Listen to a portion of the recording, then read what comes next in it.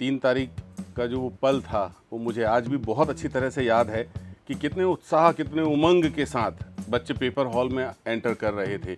उनके सपनों को साकार होने का वो दिन, बड़ी सारी उम्मीदों के साथ, बहुत सारी प्लानिंग के साथ, कैसे करेंगे, कैसे पेपर अटेम्प्ट होगा, कौन सा सब्जेक्ट वो पहले, ये सब बातें कहाँ से उनके जहन में पैदा हो रही थी।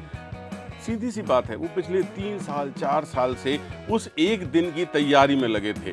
न उन्होंने शादी के फंक्शंस देखे, न खुद का बर्थडे देखा, न दोस्तों की हुड़दंग मस्ती, खेल कूद, कुछ नहीं देखा। बस वो लगातार मेहनत करते रहे। और ये बात मैं दावे से इसलिए कह सकता हूँ क्योंकि छतरपुर के बहुत सारे होनहार स्टूडेंट जिन्होंने हमारे सेंटर से एजुकेशन ली फिजिक्स वाला से वो नीट बैच जो उन्होंने ज्वाइन किया, वो सुबह से लेकर रात तक मैंने उनकी मेहनत को बहुत करीब से देखा है। इतनी मेहनत बच्चे ने किया था उस 3 तारीख के दिन के लिए।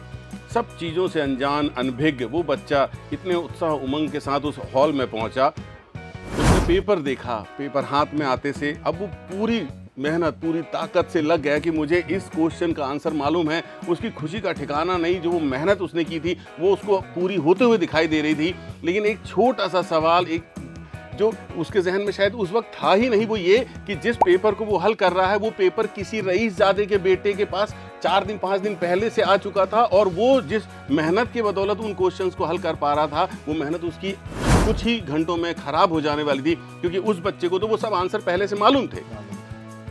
और इन सब चीजों की जो जवाबदारी, जब वो उत्साह उमंग मैंने बाहर निकलते हुए बच्चों के आंखों में देखा, वो इतने खुश थे, वो यकीन से कह रहे थे कि sir we are very happy कि हमने नीट निकाल लिया, ये सिलेक्शन हमारा हो जाएगा। लेकिन दोस्त, जैसे ही ये खबर सामने आई कि ये पेपर फिर से होगा या ये पेपर लीक हो चुका था, आप यकीन नहीं कर सकते हैं। बहुत प्यारा, बहुत छोटा सा है हमारा छतरपुर शहर। बहुत मेहनत की यहाँ के बच्चों ने, दिन रात एक कर दिया पढ़ाई कर करके। मैं एक ही सवाल, आपने मोदी जी का नाम लिया, आपने शिक्षा मंत्री का नाम लिया, आप एनटीए का नाम ले रहे हैं, मैं इस हर एक व्यक्ति, इवन आपसे मैं पूछना चाहता हूं साहब कि उन सपनों के मर्डरर के लिए आपके पास क्या है? क्या रीटेस्ट एक हल है?